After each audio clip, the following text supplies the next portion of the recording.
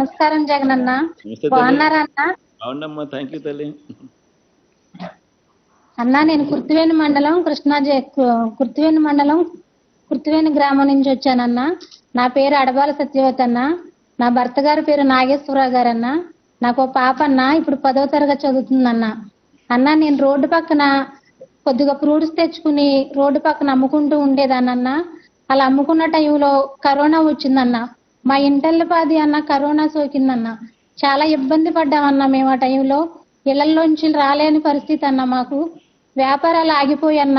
తెచ్చిన రుణాలు కట్టలేక అప్పులు ఇచ్చిన వాళ్ళు ఇంటికి వచ్చి నానా మాటలు అంటుంటే నిజంగా చావాలో బ్రతకాలో తెలియని పరిస్థితిలో మేము ఉన్నామన్నా. అలాంటి కరోనా టైంలో అన్న రూపాయి కూడా తెచ్చుకోలేని పరిస్థితిలో నిజంగా మీరు హామీ ఇచ్చినట్టుగా అన్న ఆ కరోనా టైంలో కూడా మీరు హామీ ఇచ్చిన ప్రతిదీ కూడా మాకు అమలు చేసి జగనన్న తోడు అనే పథకాన్ని మాకు పెట్టారన్న.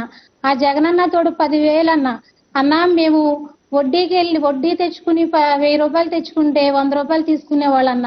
అన్న మేము వ్యాపారం చేసుకున్నప్పుడు పొద్దున్న నుంచి సాయంత్రం వరకు వ్యాపారం చేసేవాళ్ళం అన్న. సాయంత్రం అవన్నీ సర్దుకునే టయానికి అప్పులు ఇచ్చిన వాళ్ళు వచ్చి కూర్చునే వాళ్ళన్న 100 రూపాయలు ఇమ్మని.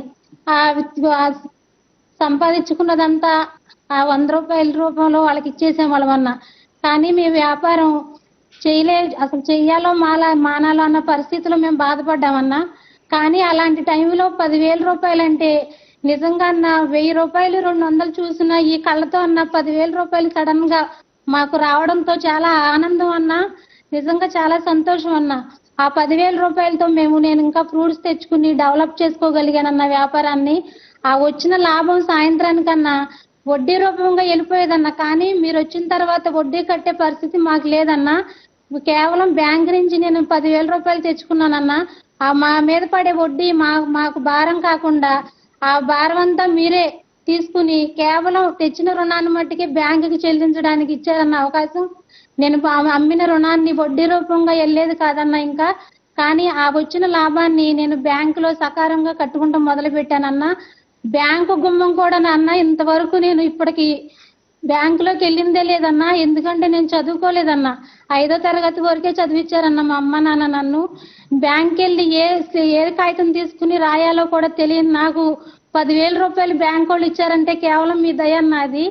ఆ 10,000 రూపాయలు నిజంగా ఈ రోజు సంతోషంగా కట్టుకున్నానని మళ్ళీ బ్యాంకు వారు నన్ను మళ్ళీ 11,000 ఇచ్చారన్న. మళ్ళీ అది వచ్చిన లాభం దాచుకుని మళ్ళీ బ్యాంకు వాళ్ళకి సకాలంలో చెల్లించానన్న. మళ్ళీ 12,000 తీసుకున్నానన్న. మళ్ళీ తర్వాత 13,000 అన్న. నిజంగా అలా తీసుకుని నేను వ్యాపారాన్ని డెవలప్ చేసుకుంటూ వచ్చానన్న. అన్న రోడ్డు పక్కన షాపుల ముందు నా భర్త నేను వ్యాపారం చేసుకుంటూ ఉండగా మా ముందు మీరు వద్దు అవతలకి వెళ్ళి పెట్టుకోండి, మాకు షాపుకి అడ్డంగా వచ్చేస్తున్నారని మమ్మల్ని రోజుకు ఒక చాటికి తిప్పించేవాళ్ళన్న. కానీ తీసుకున్న 10,000తోనన్నా నేను సకాలంలో కట్టుకుని బ్యాంకు వాళ్ళకి నాకు అమౌంట్ పెంచారన్న. ఆ అమౌంట్తో వ్యాపారం డెవలప్ చేసుకుని నేను కూడా ఒక షాప్ తీసుకున్నానన్న. అందరిలాగా ఒక షాప్ తీసుకుని నేను కూడా వాండర్గా అక్కడ నిలబడగలిగానంటే నిజంగా కేవలం అన్నా మీ దయ అన్న. ఇప్పుడు నన్ను గెంటేసిన వాళ్ళు లేరన్నా. నా సొంత షాపులో నేను వ్యాపారం చేసుకుంటున్నానన్నా. కేవలం అది మీ దయ జగనన్నా. నిజంగా చాలా సంతోషం అన్నా.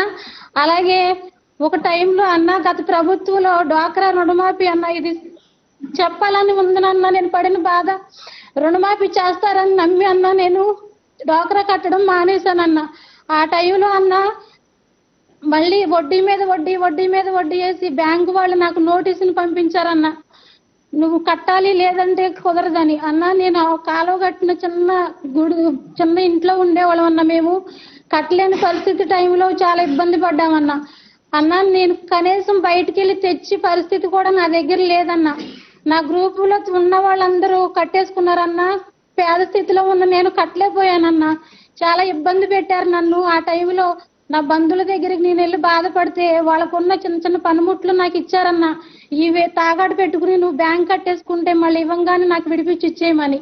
ఆ టైంలో అన్న నేను తీసుకొచ్చి ఇస్తే మీరు కట్టేయండి, ఒక వారానికి అమౌంట్ మళ్ళీ మీకు లోన్ ఇస్తామని చెప్పిన వాళ్ళన్నా. నేను డ్వాక్రా కట్టేసిన తర్వాత 3 నెలలకి నాకు లోన్ ఇవ్వలేదన్నా. అన్న నేను తిరిగాను, చాలా సార్లు తిరిగానన్నా. పక్కన నా బంధువులు గోల్డ్ పట్టుకొచ్చి పెట్టాను. వాళ్ళకి ఇవ్వాలి, ఏం చేయాలన్న పరిస్థితిలో నిజంగా అన్న చాలా బాధపడ్డానన్న. నేను నన్ను తిప్పించుకుని చాలా మోసం చేసిందన్న గత ప్రభుత్వం. కానీ అన్న మన ప్రభుత్వం వచ్చిన తర్వాత అన్న ఒకప్పుడు బాధతో వచ్చిన ఈ కన్నీళ్లు నేను చెప్తున్నానన్నా, నిజంగా మీరు సీఎం గా వచ్చిన తర్వాత సంతోషంతో వస్తున్నాయి అన్న ఈ కన్నీళ్లు నాకు. ఎందుకంటే అన్న ఒక స్టేజ్ లో ఇప్పుడు ఉన్నానంటే నిజంగా మీ దయ జగన్ అన్న. అన్న ఒకప్పుడు చెవులు దిద్దులు కూడా పెట్టుకోవడానికి లేని నేనన్నా ఇప్పుడు ఇలా వేసుకుని ఉన్నానంటే నిజంగా మీ దయ జగన్ అన్న. అది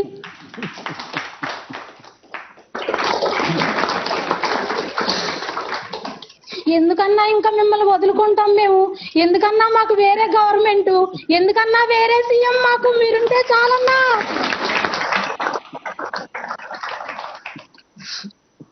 అన్నా నేను మీతో మాట్లాడతానని వచ్చినప్పుడు మా పాప అంది, అమ్మ నువ్వు ఎక్కువ చదువుకోలేదు, మాట్లాడేది జగన్ గారితో చాలా జాగ్రత్తగా మాట్లాడాలని ముద్దు పెట్టి పంపించిందన్నా నన్ను.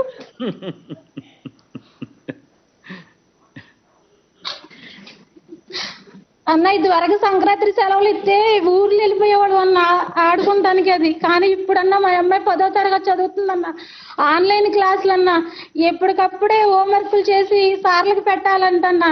చక్కగా అసలు చదువు చాలా బాగుందన్న. నిజంగా స్కూల్ అన్న నాడు నేడు ప్రోగ్రాం పెట్టారన్న, చాలా బాగున్నాయి అన్న. ఇంత గొయ్యి నీళ్లతో బురద పాములతో మేము అప్పుడు వెళ్ళేవాళ్ళం అన్న. కానీ అలాంటి ఇబ్బంది ఏమీ లేకుండా అన్న. నిజంగా స్కూల్ చూస్తుంటే చాలా అన్న.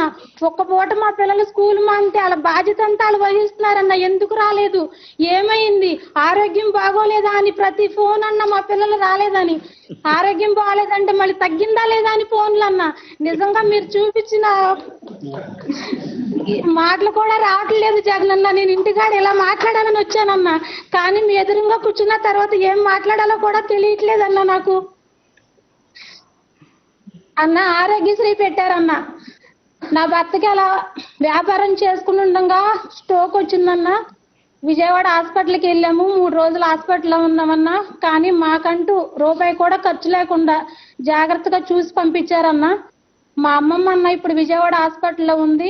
ఎందుకు చెప్తున్నానంటే ఆవిడకి 4 అమ్మాయిలన్నా, వివాహం అయిపోయింది. ఆవిడ చివరి స్టేజ్లోకి వచ్చిన తర్వాత ఇప్పుడు క్యాన్సర్తో బాధపడుతుందన్న. విజయవాడ హాస్పిటల్లో నెలకి 3 రోజులు చికిత్స పొందుతుందన్న. నిజంగా మా వాళ్ళంటూ ఆవిడ దగ్గర ఎవరు ఉండట్లేదన్న. కేవలం హాస్పిటల్ వాళ్ళే, నర్సులు వాళ్ళందరూ దగ్గరుండి 3 రోజులు చూసుకుని మెడిసిన్స్ అన్ని టయానికి ఇచ్చి శుభ్రంగా కోలుకున్న తర్వాత మళ్ళీ మాకు ఫోన్ చేస్తున్నారని, అమ్మ తీసుకెళ్ళండి అని. నెలకు 3 రోజులు హాస్పిటల్లో ఒక్కదే ఉంటుందంటే నిజంగా మీరు పెట్టిన ఆరోగ్యశ్రీ దయవల్లేనన్నా మా అమ్మమ్మ ఇప్పుడు అలా ఉందంటే.